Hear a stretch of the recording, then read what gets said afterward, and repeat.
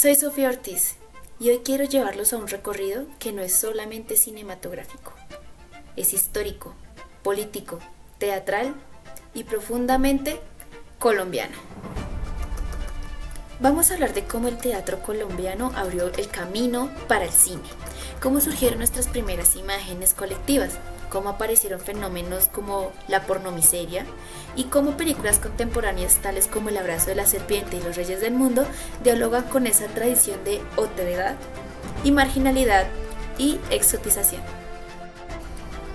Todo lo que diré aquí se basa en fuentes primarias y secundarias, incluyendo el libro Hojas de Cine, volumen 1 y 2, archivos del Museo del Banco de la República, los estudios de Santiago García, Carlos José Reyes y Enrique Buenaventura, documentos sobre el movimiento Fluxus, un video de la Filmoteca Maldita, además del ensayo fundamental de Michel Faguet sobre la pornomiseria y testimonios de Mayolo y Ospina.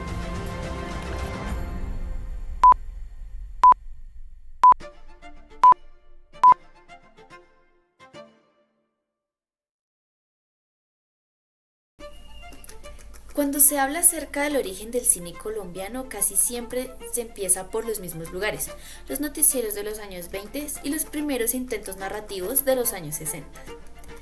Pero rara vez se menciona la raíz profunda de esto, el teatro. Según Santiago García, en Nuestra representación de la realidad, el teatro colombiano fue un acto de conciencia crítica.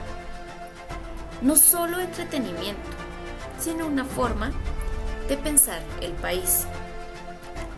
La Candelaria proponía un método donde lo importante no era imitar Europa, sino interpretar Colombia desde Colombia. Ese impulso será luego clave en el cine militante de los años 60 y 70 y en el cine indígena afrocolombiano de hoy. En Historia del Teatro Colombiano, Carlos Reyes explica algo fascinante. El teatro colombiano temprano adoptó muchísimo del teatro ruso, especialmente del método Stanislavski, del naturalismo y de la construcción coral. Ese coral, entre comillas, esa idea de que la obra se crea entre todos, fue buscado después por los cineastas del nuevo cine latinoamericano que se mencionan en el libro Hojas de Cine. Y aquí entramos en una relación directa. El teatro nos enseñó a ser colectivos y ese colectivo será fundamental para el cine de Chircales, Oiga Bea, la Candelaria Fílmica y más tarde para Los Reyes del Mundo. Enrique Buenaventura decía que la creación colectiva democratizaba la producción. Ya no era un director dictando, mandando, sino un grupo pensando. Por eso, el cine de los 70 a los 80 se reconoce tanto en ese modelo. En Hojas de Cine, volumen 1, se recogen testimonios de latinoamericanos revelando exactamente esa idea. El cine como un proceso político antes que estético. El Ministerio de Cultura identifica al teatro colombiano como una escuela de pensamiento social, migración, violencia, marginalidad, conflicto e identidad. Todos estos temas pasan al cine, porque los primeros cineastas venían del teatro o admiraban ese modelo.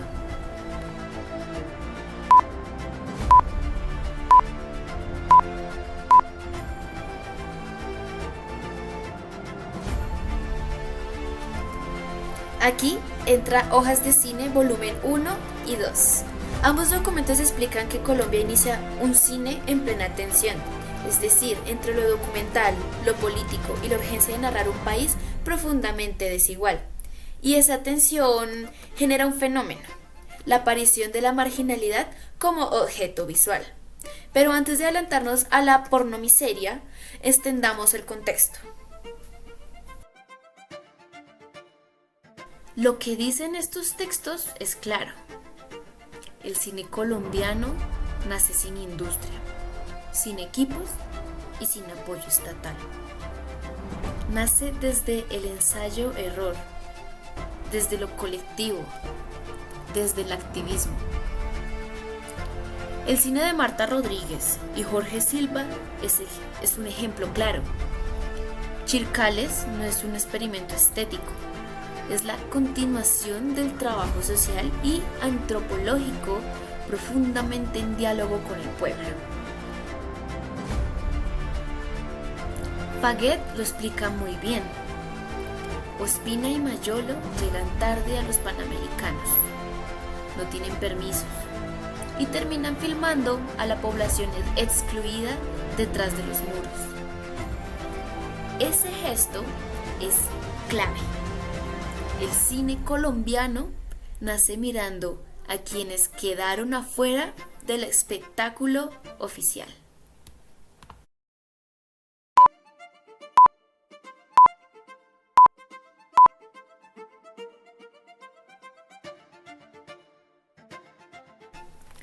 La pornomiseria no es solo mostrar pobreza, es un modo de producción que convierte la pobreza en mercancía visual, sin análisis y sin una ética. La ley que financiaba cortos antes de las funciones comerciales creó un incentivo perverso. Mientras más impactante, entre comillas, fuera el tema, por ejemplo, miseria, violencia, indigencia, más fácil era vender el producto. Y entonces surgen los siguientes puntos. Documentales superficiales, temas repetidos, como los pobres, los gamines, las prostitutas. Narradores en off moralistas y un público europeo fascinado con lo exótico del subdesarrollo. Mayolo y Ospina crean un falso documental para denunciar la explotación. La escena de la Rebeca, la intervención espontánea del hombre indignado y la participación de Londoño rompen la frontera entre ficción y realidad. La película deja una frase brutal: engañar al pueblo es igual a agarrar el pueblo. Y aquí entra el análisis factual. La pornomiseria se sostiene en una estructura económica. Hay mercado internacional para estas imágenes, es decir, es lo que venden. Y precisamente por eso es que realizan este tipo de producciones. Ospina retoma la lógica antropofágica brasileña, pero no como resistencia, sino como una denuncia. Es decir, la élite devora simbólicamente al pueblo. Y eso también aplica para los cineastas oportunistas.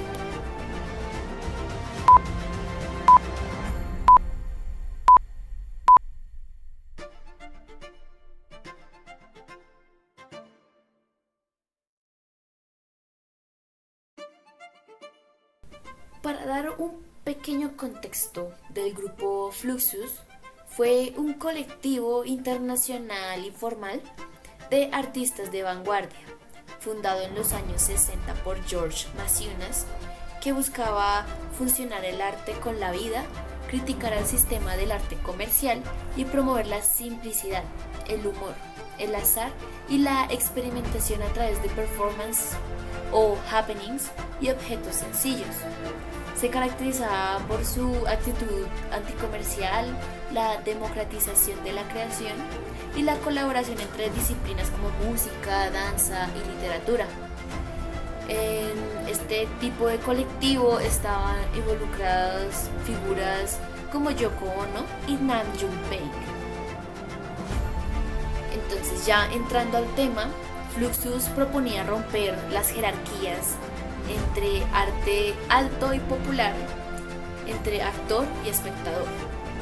Sus happening, acciones y eventos influyen indirectamente en el cine colombiano militante, donde la calle es el escenario, el público interviene y lo espontáneo es parte del discurso.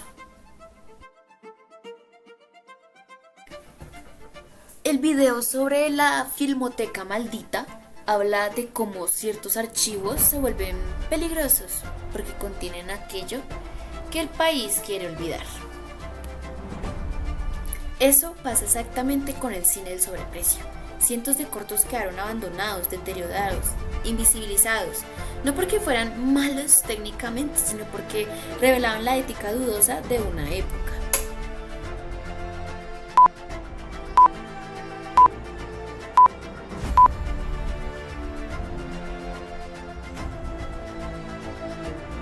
Después de entender cómo el teatro colombiano moldeó el principio ético y estético de nuestro cine, y tras revisar cómo la pornomiseria definió nuestros excesos y fracasos al representar la pobreza, entramos ahora en un terreno crucial: la pregunta por la otredad, la marginalidad y lo exótico en el cine colombiano actual. El abrazo de la serpiente se estrenó en un momento en el que Colombia intentaba volver la mirada al origen, pero desde la crisis. No es una película sobre indígenas, es una película sobre lo que pasa cuando un país ha olvidado su raíz al punto de convertirla en mercancía, mito o postal turística. Guerra no presenta a los pueblos indígenas como entidades decorativas. La cámara no los estetiza, como lo hacía el cine de la pornomiseria. Aquí, la otredad no es un espectáculo, sino un espejo de lo que hemos destruido. Profundizando, un ejemplo, Caramacate no aparece como un personaje exótico, sino como un sobreviviente del exterminio cultural. Su soledad lo convierte en un archivo viviente y al mismo tiempo en un testigo de un país que nunca quiso escuchar. La puesta en escena es minimalista, heredera parcialmente del espíritu Fluxus, que buscaba reducir la representación a acciones simples y directas. Evita convertir la Amazonía en un parque temático visual. No hay saturación tropicalista, no hay pornografía de la selva. Hay silencio, pausa, contemplación. Guerra introduce una reflexión factual. El archivo indígena se destruyó no solo con violencia física, sino con la imposición del saber occidental. El conocimiento que ustedes buscan no está en sus cuadernos, dice Caramacate, sino en su incapacidad de escuchar. Al corazón del Amazonas. Es un viaje espiritual a un mundo desconocido. Digamos que está lleno de aventuras y siguiendo los pasos de los exploradores, de los primeros exploradores que recorrieron la Amazonía colombiana.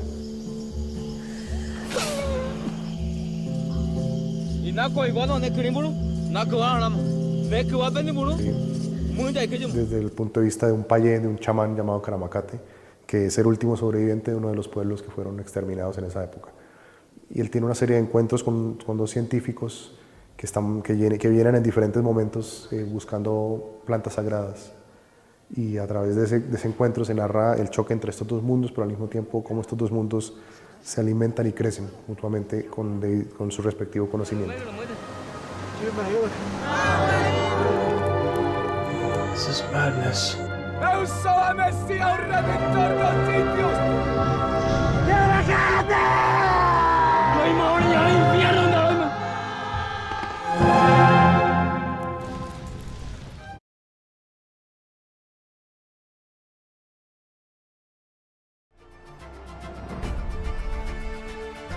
Si en el abrazo de la serpiente la otredad es histórica y ancestral, en los reyes del mundo la otredad es social.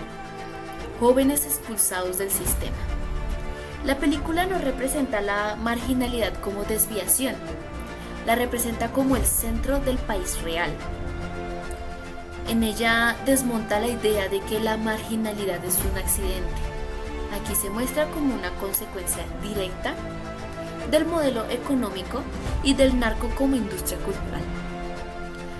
Se nos muestra una familia rota como estructura social. Los 5 protagonistas son desplazados de todo: la escuela, la familia, el estado, la ciudad. Su viaje no es simbólico, es factual, basado en cifras reales de desplazamiento, abandono estatal y violencia estructural. Algo clave, la película no vuelve exóticos a los protagonistas. El exotismo aparece en los espacios rurales, que para ellos, jóvenes urbanos sin tierra, son incomprensibles, incluso hostiles. Lo exótico ya no es indígena, ni el campesino. Lo exótico es Colombia misma. Así como en Filmoteca Maldita muestra archivos prohibidos, ocultos o incómodos, Los Reyes del Mundo revela ese país oculto que el Estado prefiere no mostrar. Los bordes donde se reciclan todas las violencias históricas.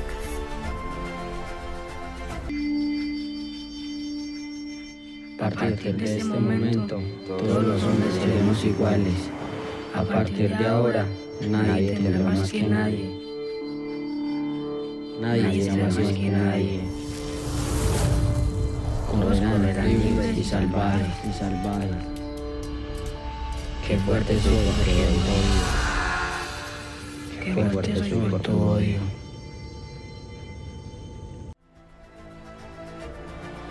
Cuando uno revisa la película Agarrando Pueblo y el concepto de pornomiseria, queda claro que el reto del cine colombiano contemporáneo es escapar del ciclo de explotación visual de la pobreza. En El abrazo de la serpiente, el indígena no es víctima espectacularizada. En Los Reyes del Mundo, la violencia jamás se vuelve un show. La cámara evita el morbo y desplaza la tragedia hacia el análisis estructural. Citando una idea clave de Michel Faguet, el miserabilismo produce identificación falsa y consumo fácil de la pobreza. Estas películas responden justamente a ese peligro. Representan, pero no explotan. Muestran, pero no convierten en mercancía. Algo que no se puede ignorar es que el narcotráfico funciona en Colombia como una industria cultural. No solo produce economía y violencia, produce relatos, cosmovisiones e imaginarios. En Los Reyes del Mundo, la narcocultura aparece como un fondo inevitable.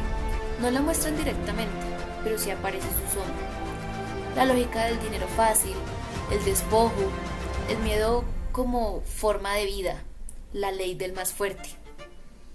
Para el extranjero, Colombia sigue siendo un país exótico por el narco. Y ahí está el reto del cine nacional: seguir alimentando ese imaginario o desmontarlo. Hay un fenómeno cultural que incomoda, fascina y preocupa: la narcocultura. Influencers no, pero sí he tenido influencia de la música y también de series. Yo soy compositor, hago música, entonces pues escucho de todo un poco y el corrido me gusta bastante y pues sin embargo las letras siempre se tratan como que de eso va de la mano ese género musical. Quien lo consuma pues es respetable, cada quien tiene su ideología y cada mente es un mundo, pero pues sí creo que sería bueno que todos en México se pusieran a meditar un poquito sobre cómo es que esto afecta a nuestra sociedad. La narcocultura está presente en la música, la moda, las películas y obvio en TikTok.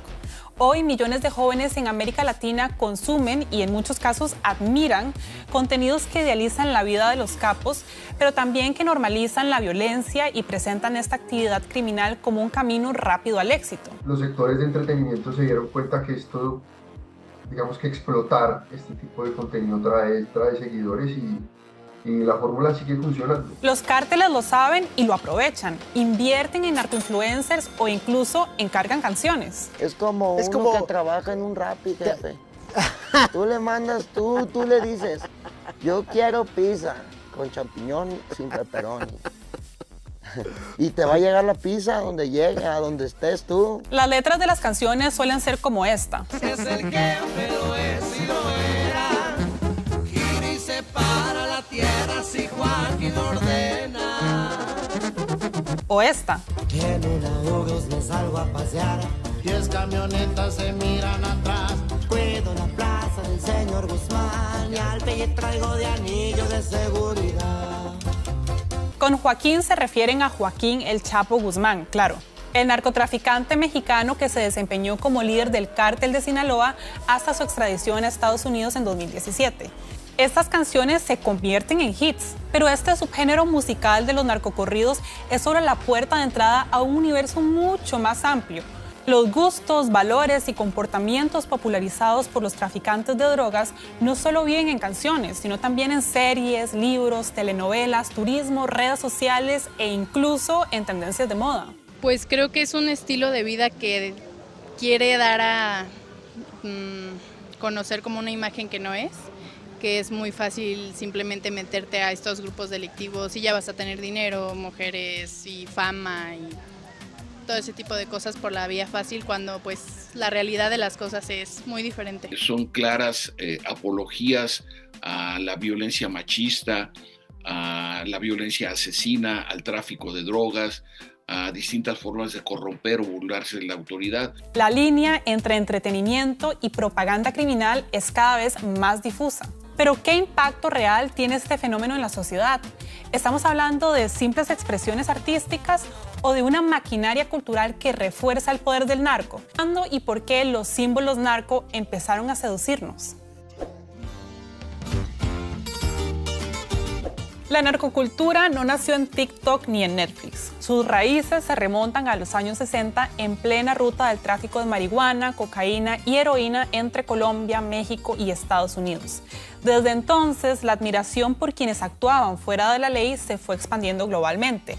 Figuras descritas como antihéroes, violentos, dominantes y millonarios empezaron a normalizarse en la música, el cine y la literatura. Pero ojo, el homenaje a los capos en estas expresiones artísticas no es un fenómeno que se ha dado solamente en Latinoamérica. Incluso llegó a Hollywood, con películas como El Padrino de 1972, aclamada como una de las mejores películas del siglo XX, o Scarface de 1983. También está en el rap de los 80 y 90, donde capos y contrabando se volvieron parte de la narrativa. En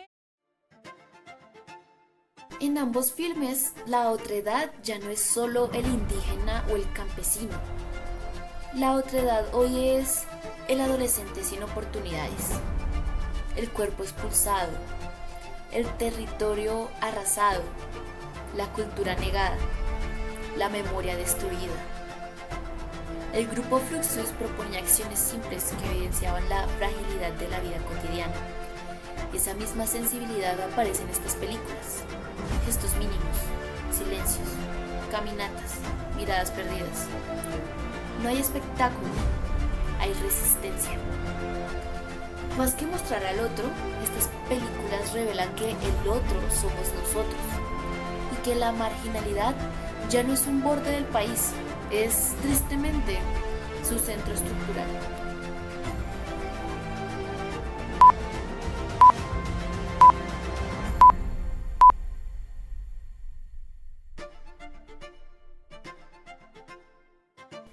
Hoy entendemos que, primero, el cine colombiano no nació del cine, sino del teatro. Segundo, la creación colectiva del TEC forma la base de nuestro cine social. Tercero, la pornomiseria es un riesgo permanente. La explotación estética de la pobreza siempre va a estar presente en algún grado. Lo importante es hacerlo de manera que no sea comercial y que tenga realmente un trasfondo digno. Cuarto, Fluxus y las vanguardias reforzaron la idea de arte como participación. Y quinto, la Filmoteca Maldita funciona como un espejo. Es decir, recordamos lo que no queremos volver a repetir. Colombia siempre ha sido una fábrica de imágenes potentes, incómodas, necesarias. El reto no es dejar de mirar la marginalidad, sino mirarla sin explotarla. Muchas gracias por haberte quedado a ver este video podcast. Esta publicación es el proyecto final de la asignatura Historia Social de la Comunicación en el Mundo, tercer semestre, de la Universidad Distrital Francisco José de Caldas. ¿Quién lo realizó? Ana Sofía Ortiz Ochoa.